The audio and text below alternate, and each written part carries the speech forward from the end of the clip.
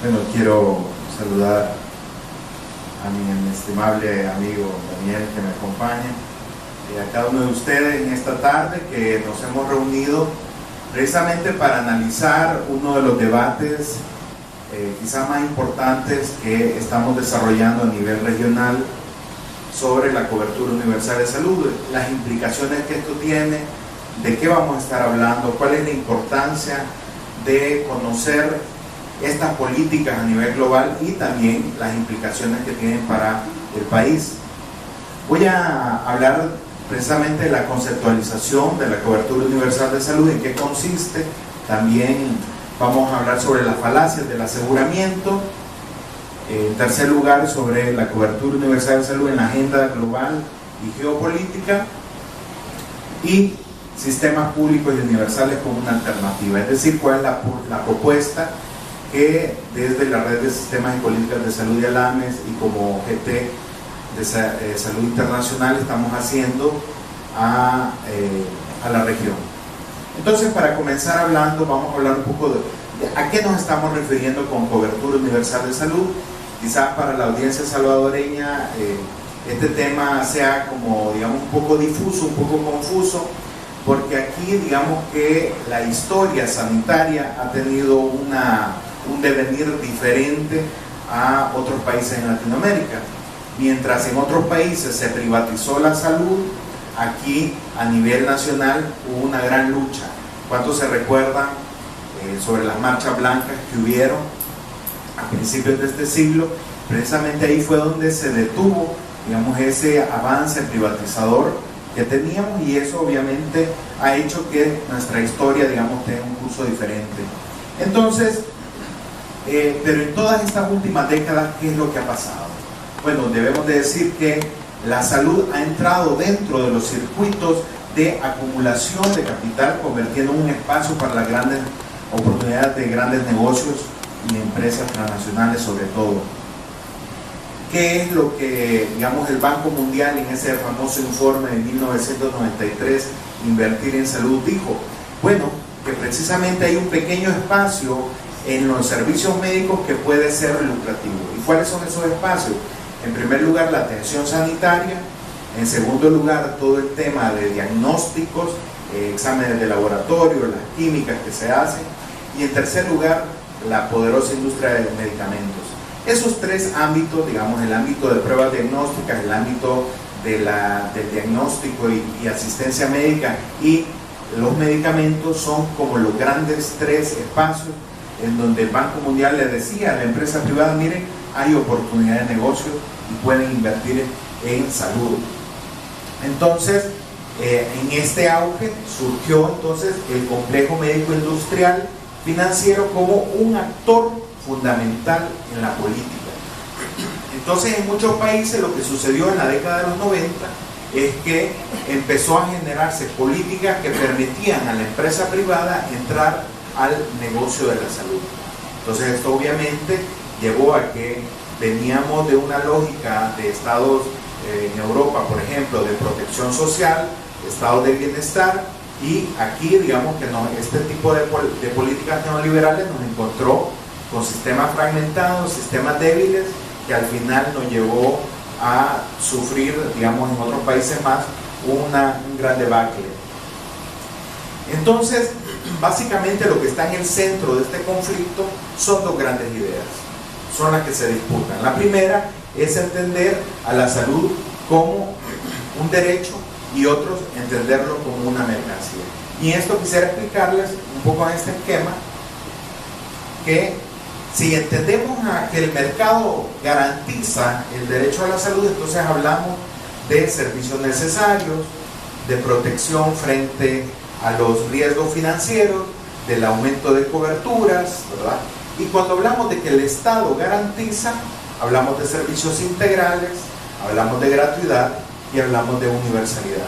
Se ve un poco la diferencia del lenguaje, y vamos a estar hablando mucho de eso durante mi plática, porque el lenguaje tiene mucho que ver en la narrativa que se instala en este tipo de procesos, es decir, cómo nosotros vamos entendiendo a la salud, ya sea como un artículo de primera necesidad o si lo entendemos como derecho, digamos, o lo vamos entendiendo como algo que yo me tengo que proveer, que me tengo que costear. Entonces, la principal contradicción es entender a la salud como derecho que debe ser garantizado por el Estado. Y toda esta corriente, digámoslo así, de que intentaron privatizar a la salud, llevaron a una disputa, una disputa con esta concepción versus la salud como un bien individual que se resuelve en el mercado y el Estado interviene solo para pobres. Esto es una concepción que viene de los estados liberales, en donde la persona, digamos, en la mente se concibe como los derechos deben de garantizarse por uno solo. Fíjense, entonces han oído ustedes tal vez las personas que dicen: no, si yo solo me formé, yo tuve que trabajar para pagar mis estudios, yo me di mi propia educación.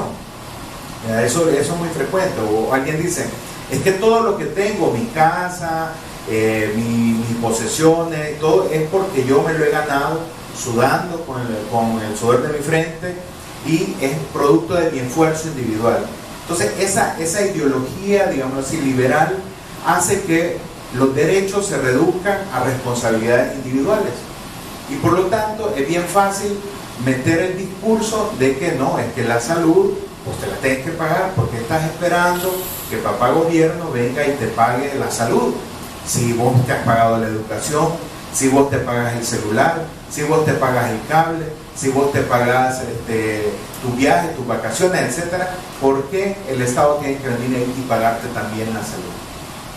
Entonces, claro, esa discursiva es la que se introdujo en muchos países para decir a la gente: bueno, es cierto, entonces hay que pagar, y de hecho lo privado, ¿verdad? Eso es el discurso, y lo privado siempre va a ser mejor que lo público. Entonces es lo que a Cristian Laurel le llama la narrativa neoclásica, en donde se está sentando el precedente o la idea en el ideario común de que lo privado siempre va a ser mejor que lo público, cosa que no está demostrado en ningún estudio que lo privado sea mejor que lo público, porque lo privado siempre va a tener un interés lucrativo, que cuando lo traspasamos al ámbito de la salud, el interés ya no es que el individuo esté saludable, el interés es que el individuo esté enfermo, porque al estar enfermo entonces se produce un intercambio de mercancías en donde yo te curo pero tú me pagas, y ese es el negocio, ¿verdad? Entonces la contradicción derecho como mercancía está oculta en medio de esta gran disputa por el discurso. Entonces hay varios dicen: no, pero eso de salud universal o de cobertura universal de salud se oye muy bonito, yo no veo dónde está lo malo en eso. Bueno, vamos a ir analizando un poco este tema. Y aquí hay que ver a la luz de las oleadas de reforma a los sistemas de salud y protección social que hemos tenido en los últimos 30 años.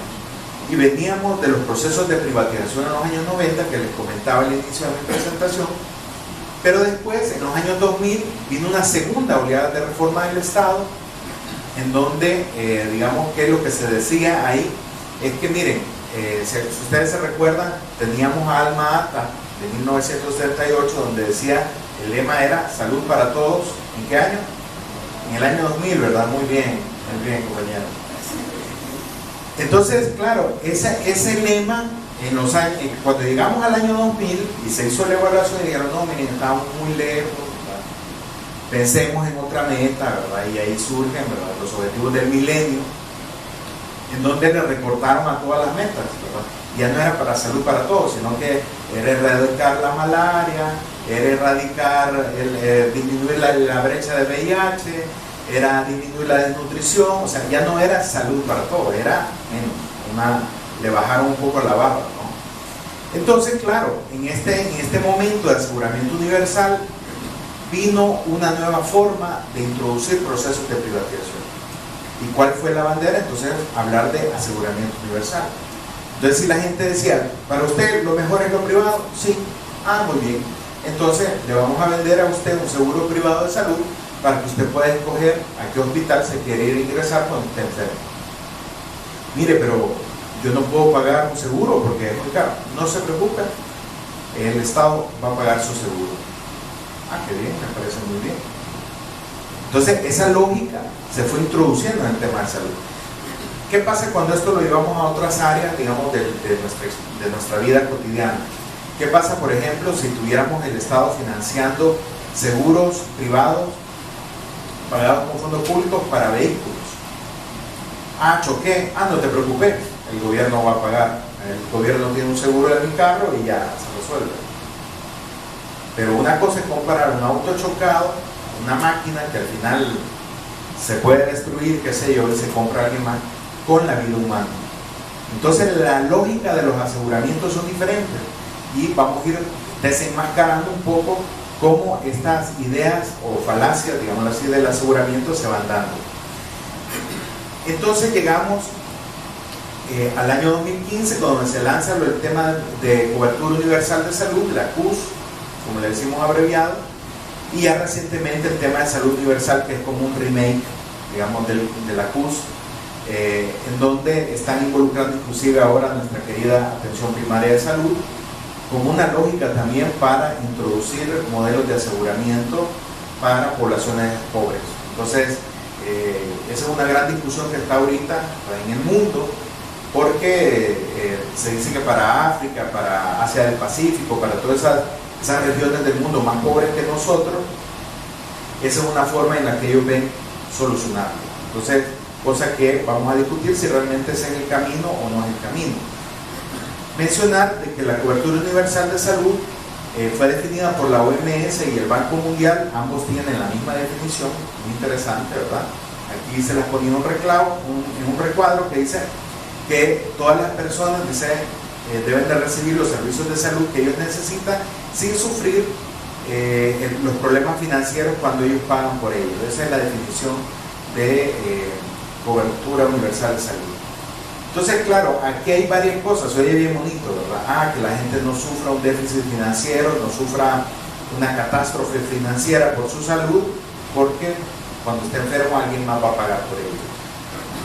Pero ahí realmente hay varias cosas que están ocultas, ¿verdad? En primer lugar, que la salud para nosotros la entendemos como un derecho. Y todo derecho debe ser gratuito, porque si yo soy un humano, el derecho es inherente a mi persona. Una de las características de los derechos humanos es que son inalienables, son irrenunciables, son intransferibles. Es decir, yo no le puedo decir a alguien, mire, llévese mi derecho a la salud y déselo a aquella persona que esté más enferma. Eso no se puede. O yo decir, no, yo renuncio a mi derecho a la salud y que vea el Estado si me garantiza o no me garantiza. Yo no puedo renunciar, es irrenunciable. Entonces, cuando entendemos esa naturaleza de derecho, entonces sabemos de que la gente no debería de tener ningún esfuerzo para recibirlo, porque es algo inalienable en la condición del ser humano.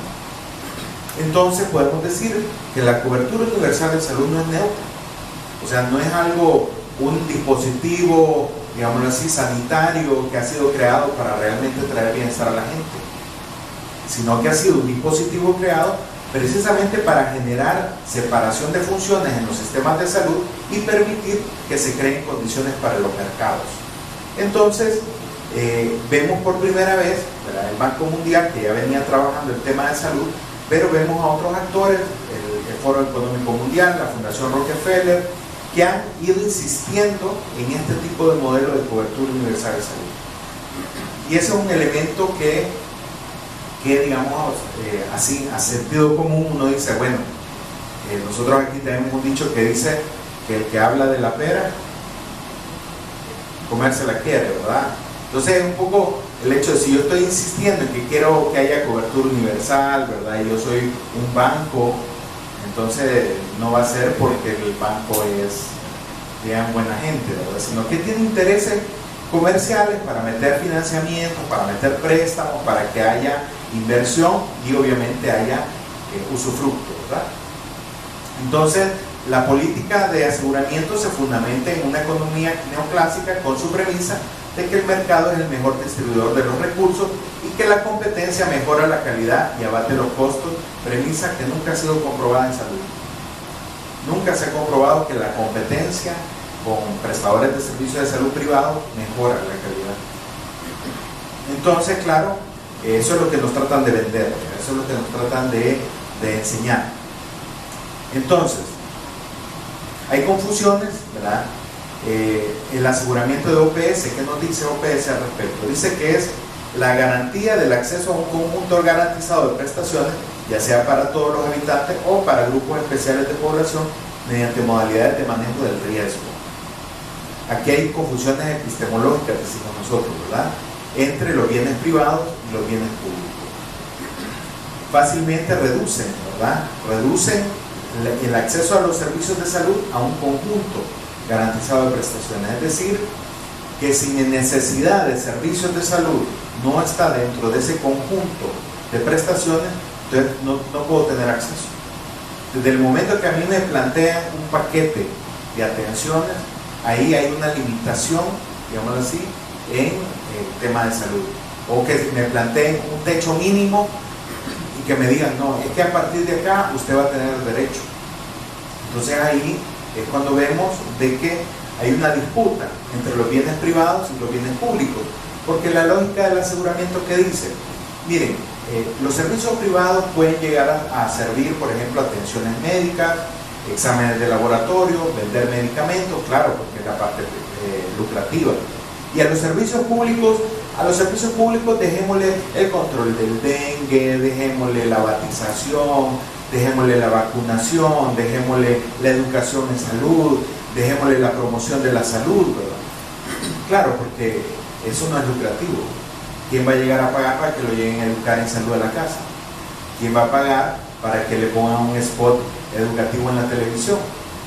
¿Quién va a pagar para que alguien llegue a formar un comité de salud? Voy a pagar porque quiero tener un comité de salud. O sea, eso no es lucrativo. Entonces, claro, esos son bienes públicos. Pero los bienes privados, que sea el tema de medicamentos, que sea el tema de los exámenes de laboratorio, exámenes de diagnóstico, que sea la atención médica. Entonces, obviamente, esto va llevando a que la falacia del aseguramiento se vaya instalando.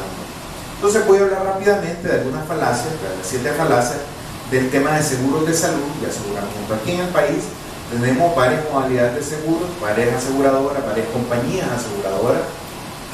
Esto no es un tema ajeno.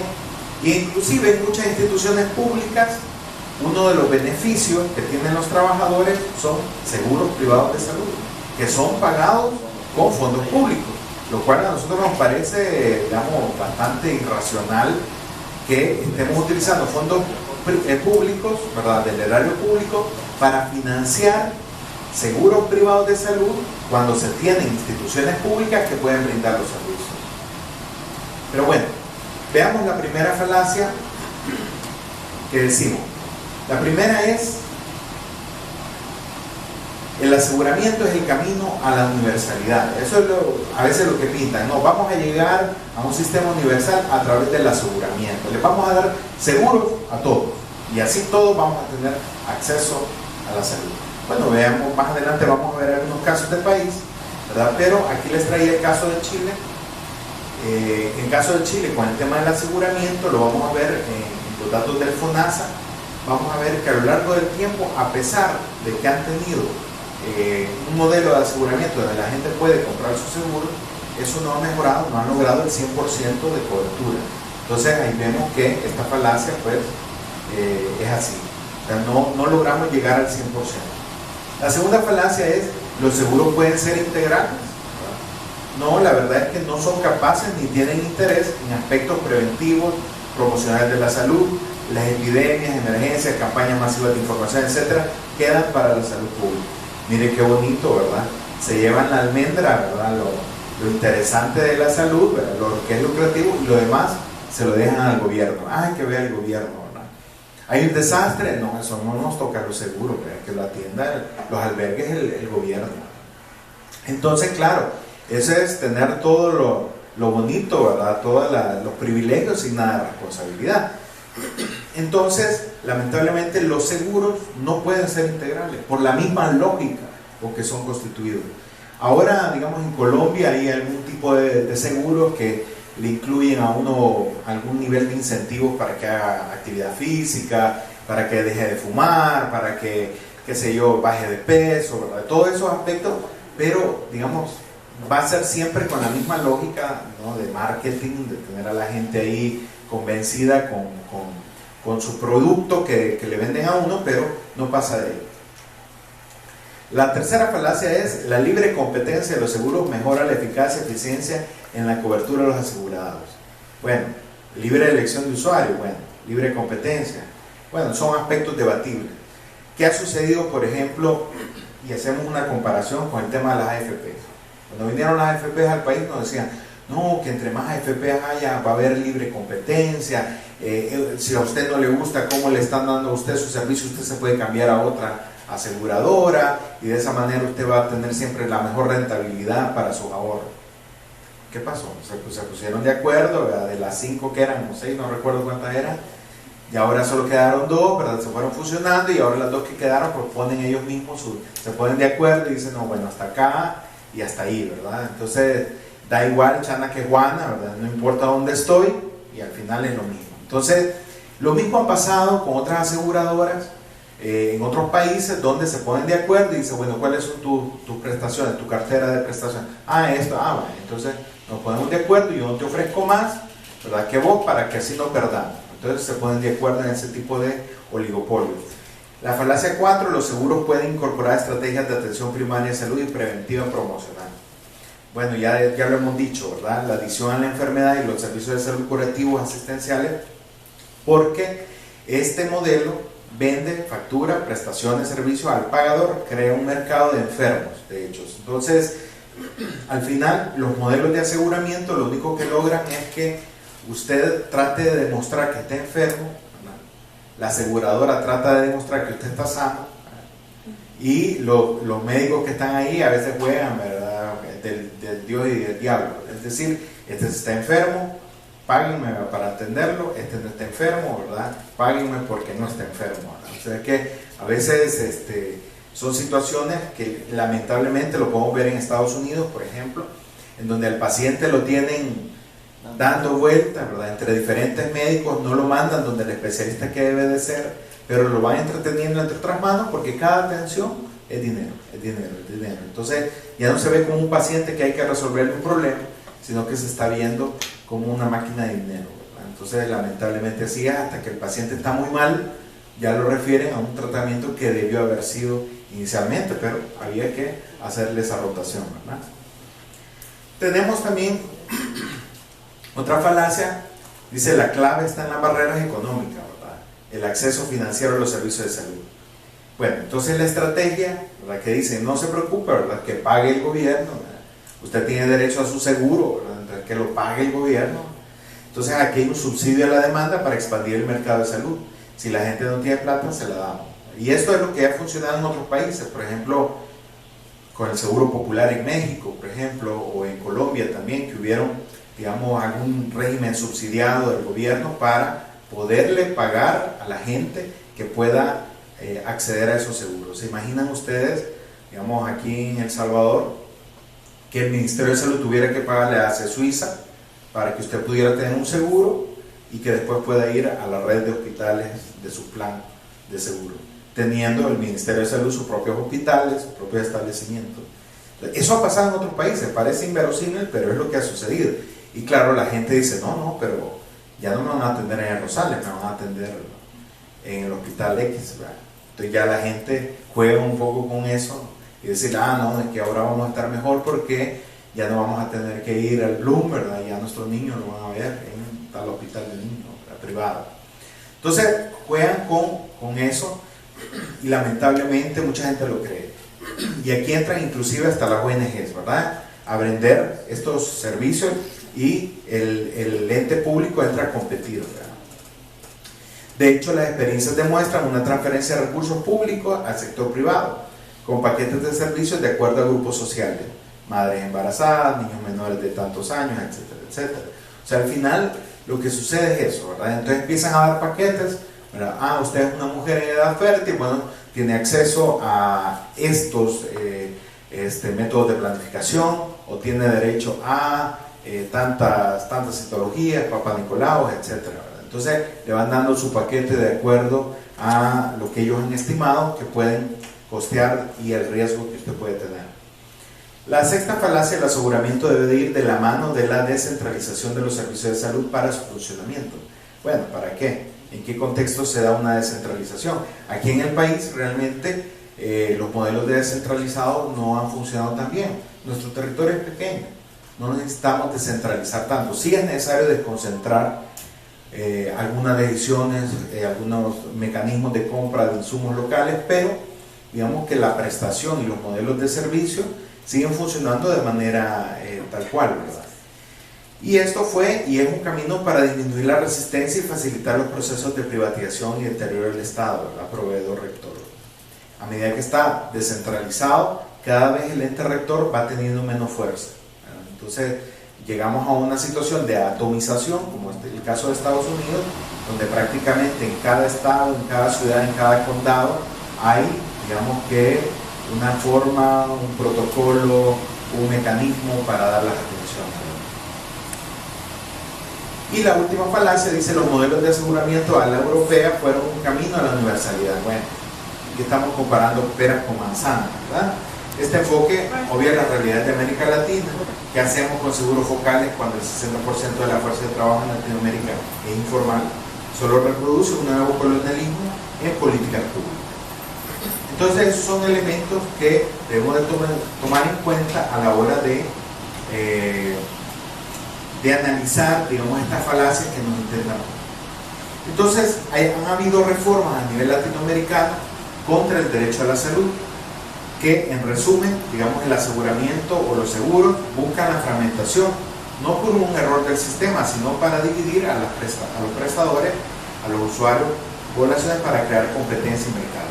Esa separación de funciones que establecen en los sistemas, en donde usted presta los servicios, yo lo regulo, ¿verdad? Usted compra servicios, ¿verdad? Yo lo administro, y de esa manera lo que hacen es crear el espacio del mercado para que haya una oferta y una demanda. La segmentación y la estratificación de las sociedades también, entre asegurados pobres, asegurados medios, asegurados ricos y excluidos, reproduce una inequidad, ¿verdad? Es decir, que el tema también con los seguros es que no todos acceden al final al mismo seguro. Usted tiene un seguro para pobres, ¿verdad? Como puede ser el seguro popular y médico, pero hay otros que tienen acceso a otros seguros. Entonces no siempre, inclusive aquí en el país tenemos instituciones públicas que a los trabajadores les han dado seguros pagados con fondos públicos, y aún así hay seguros de primera, seguros de segunda, seguros de tercera. Es decir, que dentro de los mismos trabajadores han generado una estratificación, y claro, el que es ejecutivo, el que es jefatura, tiene un salario o tiene un seguro, digamos, con mayor cobertura, ¿verdad? El que es digamos, de la dirección del sindicato, de la secretaría del sindicato, tiene otro tipo de seguro, y el que está operativo en la base tiene otro seguro.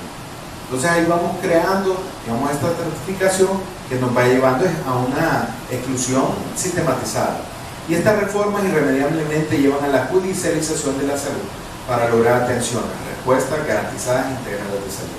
Es decir, que en un problema de salud yo tengo que ir a demostrar al seguro que estoy enfermo. Si el seguro aún así no me quiere cubrir, ¿qué tengo que hacer yo? Llevar un proceso en donde yo pongo un amparo al final a la Sala de lo Constitucional, porque no me están resolviendo el Estado el derecho a la salud.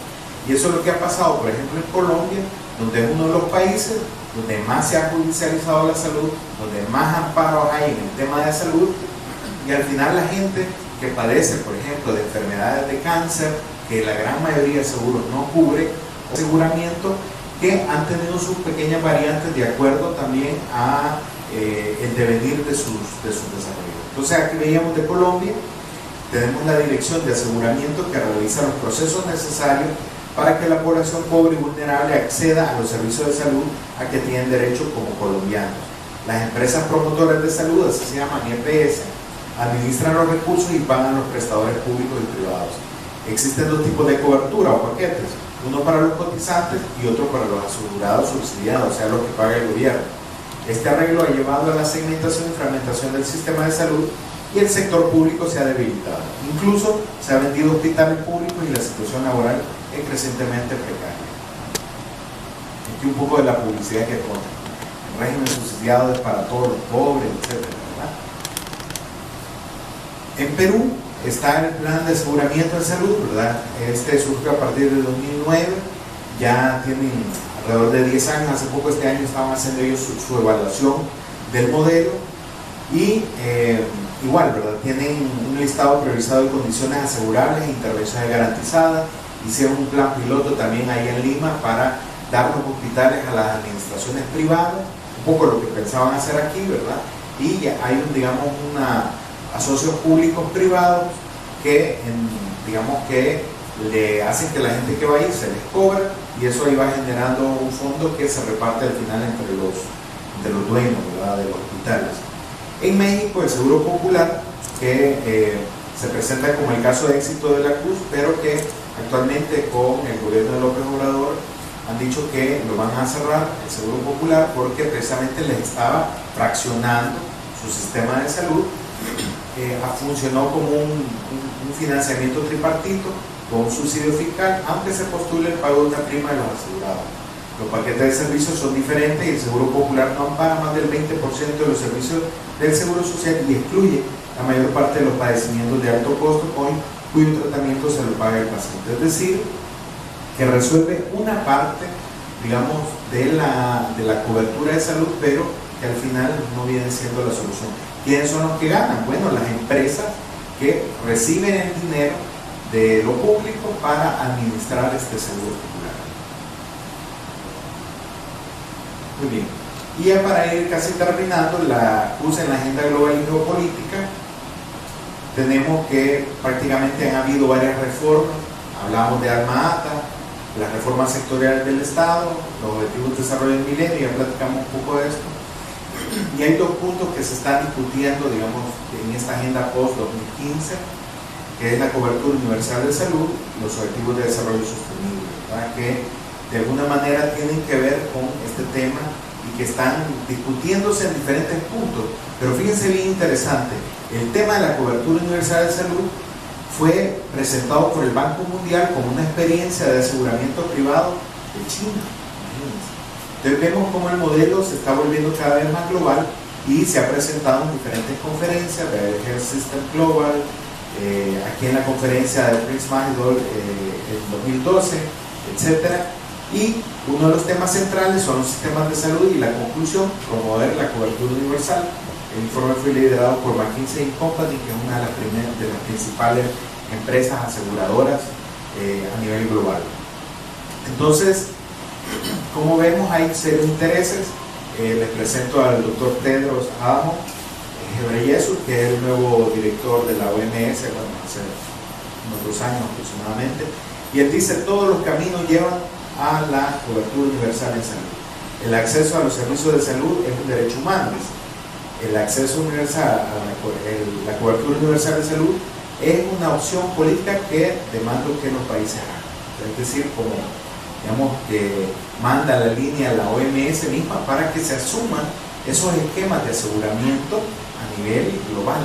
Entonces, desde la misma dirección global de la Organización Mundial de la Salud está esa decisión de impulsar la cobertura universal de salud. Entonces, es algo que está presente.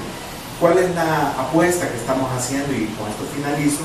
Es que los sistemas deben de ser públicos y universales como una alternativa que nosotros brindamos. Porque alguien puede decir: miren, pero llegamos a lo universal por cualquier camino. No, es que el fin no justifica los medios. Nosotros creemos que es tan importante el camino como la meta misma, y por eso es que nosotros proponemos el universalismo como una forma de alcanzar la cobertura universal. Aquí en el país, bajo la dirección de la doctora Marisabel Rodríguez, se hizo mucho la diferencia. Y si ustedes revisan los documentos de todo el quinquenio que estuvo la doctora Marisabel Rodríguez, se especifica la cobertura y acceso universal a la salud. Porque se juega mucho con ese término de cobertura. Yo puedo tener una cobertura para el 100% de la población, pero no el 100% tiene el acceso. Entonces, cuando yo hablo de cobertura, hablo de que todo mi sistema está preparado, está equipado, tenemos los insumos para atender al 100%. Pero cuando digo el acceso del 100%, quiere decir que las personas no tienen barreras para llegar a los servicios de salud, que es cosa diferente. Entonces, no me voy a detener mucho en esto. Aquí está la diferencia, digamos, entre los sistemas únicos de salud y los seguros de salud. Prácticamente la cobertura poblacional universal es por definición, mientras que en el caso de los seguros no se ha logrado una experiencia exitosa en Latinoamérica.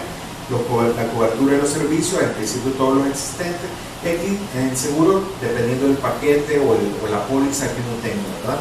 Y el acceso oportuno a los servicios, insumos y medicamentos, bueno, siempre hay problemas, obstáculos geográficos, burocráticos, culturales, ¿verdad? Pero en el caso de salud depende del diseño de los paquetes de servicio y los copagos, ¿verdad? Acuérdense que como todo seguro uno va y paga siempre un pequeño porcentaje de la atención por el medicamento que le dan, por la atención que le dan, y eso se denomina copago. Y depende también del número de veces que uno utiliza un seguro para que el próximo año le suma a la póliza que uno está pagando. Entonces la misma lógica se aplica a los seguros de salud. Y entonces el marco ideológico, ¿verdad? Hablamos de que para los sistemas universales hay una responsabilidad social del Estado. Y volvemos nuevamente a nuestro debate inicial.